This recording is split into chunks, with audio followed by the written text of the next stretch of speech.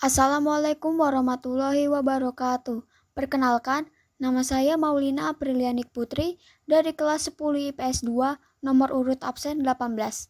Di materi kali ini, saya akan menjelaskan tentang seluk-beluk apa itu narkoba, jenis-jenis narkoba, dampak penggunaan narkoba, serta bagaimana cara pencegahan penyalahgunaan narkoba di kalangan remaja.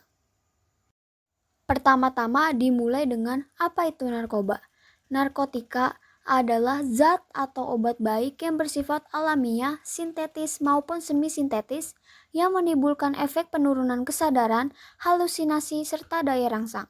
Sementara menurut Undang-Undang Narkotika Pasal 1 Ayat 1 menyatakan bahwa narkotika merupakan zat buatan ataupun yang berasal dari tanaman yang memberikan efek halusinasi, menurunnya kesadaran, serta menyebabkan kecanduan. Obat-obatan tersebut dapat menimbulkan kecanduan jika pemakaiannya berlebihan.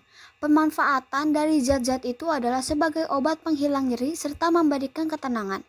Penyalahgunaannya bisa terkena sanksi hukum untuk mengetahui apa jenis dan bahaya narkoba bagi kesehatan. Selanjutnya, jenis-jenis narkoba. Kandungan yang terdapat pada narkoba tersebut memang bisa memberikan dampak yang buruk bagi kesehatan jika disalahgunakan. Menurut Undang-Undang tentang Narkotika, jenisnya dibagi menjadi 3 golongan, berdasarkan pada risiko ketergantungan. Yang pertama, narkotika golongan 1. Narkotika golongan 1 seperti ganja, opium, dan tanaman koka sangat berbahaya jika dikonsumsi karena beresiko tinggi menimbulkan efek kecanduan. Kedua, narkotika golongan 2. Sementara narkotika golongan 2 bisa dimanfaatkan untuk pengobatan asalkan sesuai dengan resep dokter. Jenis dari golongan ini kurang lebih ada 85 jenis, beberapa diantaranya seperti morfin, alfa-prodina, dan lain-lain. Golongan 2 juga berpotensi tinggi menimbulkan ketergantungan. Yang ketiga, narkotika golongan 3. Dan yang terakhir, narkotika golongan 3 memiliki resiko ketergantungan yang cukup ringan dan banyak dimanfaatkan untuk pengobatan serta terapi. Seperti yang sudah disebutkan sebelumnya, ada beberapa jenis narkoba yang bisa didapatkan secara alami, namun ada juga yang dibuat melalui proses kimia. Jika berdasarkan pada bahan pembuatannya, jenis-jenis narkotika tersebut diantaranya adalah: yang pertama, narkotika jenis sintetis. Jenis yang satu ini didapatkan dari proses pengolahan yang rumit. Golongan ini sering dimanfaatkan untuk keperluan pengobatan dan juga penelitian. Contoh dari narkotika yang bersifat sintetis seperti amfetamin, metadon, dexamfetamin, dan sebagainya. Yang kedua, narkotika jenis semi-sintetis. Pengolahan menggunakan bahan utama berupa narkotika alami yang kemudian diisolasi dengan cara diekstraksi atau memakai proses lainnya. Contohnya adalah morfin, heroin, kodein, dan lain-lain. Yang ketiga, narkotika jenis alami. Ganja dan koka menjadi contoh dari narkotika yang bersifat alami dan langsung bisa digunakan melalui proses sederhana. Karena kandungannya masih kuat, zat tersebut tidak diperbolehkan untuk dijadikan obat. Bahaya narkoba ini sangat tinggi dan bisa menyebabkan dampak buruk bagi kesehatan jika disalahgunakan. Salah satu akibat fatalnya adalah kematian. Berikutnya, bahaya dan dampak narkoba pada hidup dan kesehatan. Peredaran dan dampak narkoba saat ini sudah sangat meresahkan. Mudahnya mendapat bahan berbahaya tersebut membuat penggunanya semakin meningkat. Tak kenal jenis kelamin dan usia, semua orang beresiko mengalami kecanduan jika sudah mencicipi zat berbahaya ini. Meski ada beberapa jenis yang diperbolehkan dipakai untuk keperluan pengobatan, namun tetap saja harus mendapatkan pengawasan ketat dari dokter. Ada banyak bahaya narkoba lagi hidup dan kesehatan, diantaranya adalah: yang pertama, dehidrasi. Penyalahgunaan zat tersebut bisa menyebabkan keseimbangan elektrolit berkurang. Akibatnya, badan kekurangan cairan. Jika efek ini terus terjadi, tubuh akan kejang-kejang, muncul halusinasi, perilaku lebih agresif, dan rasa sesak pada bagian dada.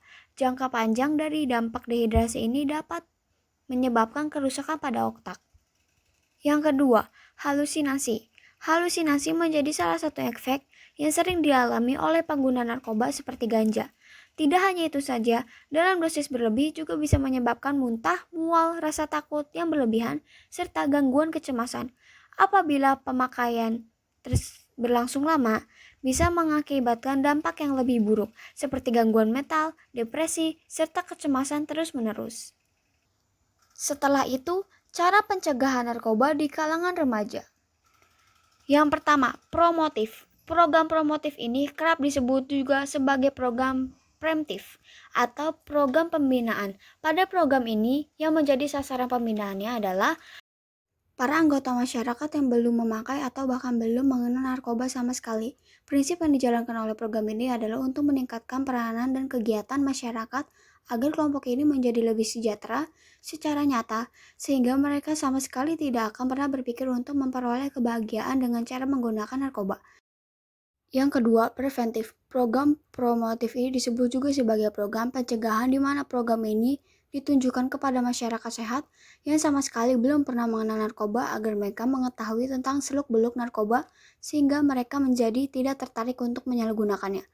Program ini selain digunakan oleh pemerintah juga sangat efektif apabila dibantu oleh sebuah instansi dan institusi lain, termasuk lembaga-lembaga profesional terkait, lembaga swadaya masyarakat, perkumpulan, organisasi masyarakat, dan lainnya.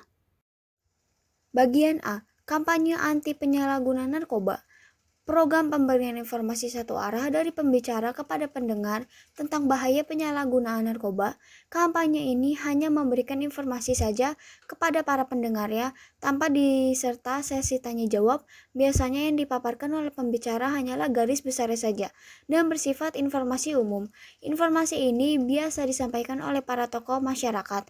Kampanye ini juga dapat dilakukan melalui spanduk, poster, atau baliho. Pesan yang ingin disampaikan hanyalah sebatas arahan agar menjauhi penyalahgunaan narkoba tanpa merinci lebih dalam mengenai narkoba. Penyuluhan seluk-beluk narkoba berbeda dengan kampanye yang hanya bersifat memberikan informasi. Pada penyuluhan ini, lebih bersifat dialog yang disertai dengan sesi tanya jawab. Bentuknya bisa berupa seminar atau ceramah. Tujuan penyuluhan ini adalah untuk mendalami berbagai masalah tentang narkoba sehingga masyarakat menjadi lebih tahu karenanya dan menjadi tidak tertarik menggunakan selepas mengikuti program ini. Materi dalam program ini biasa disampaikan oleh tenaga profesional seperti dokter, psikolog, polisi, ahli hukum, atau sosiolog sesuai dengan tema penyuluhannya. Bagian C. Pendidikan dan pelatihan kelompok sebaya. Perlu dilakukan pendidikan dan pelatihan di dalam kelompok masyarakat agar supaya menanggulangi penyalahgunaan narkoba di dalam masyarakat ini menjadi lebih efektif. Pada program ini, pengenalan narkoba akan dibahas lebih mendalam yang nantinya akan disertai dengan simulasi penanggulangan termasuk latihan pidato, latihan diskusi, dan latihan menolong penderita. Program ini biasa dilakukan di lembaga pendidik seperti sekolah atau kampus yang melibat narasumber dan pelatih yang bersifat tenaga profesional. Dengan mengetahui efek dan cara mencegah narkoba atau nafza, diharapkan untuk kita mampu memilah dan memilih sesuatu yang akan kita izinkan masuk ke dalam tubuh kita. Keputusan kita hari ini akan menentukan kondisi kesehatan kita ke depan. Terima kasih telah mendengarkan dan menyimak materi seluk-beluk tentang apa itu narkoba, jenis-jenis narkoba, dampak penggunaan narkoba, serta bagaimana cara pencegahan penyalahgunaan narkoba di kalangan remaja. Wassalamualaikum warahmatullahi wabarakatuh.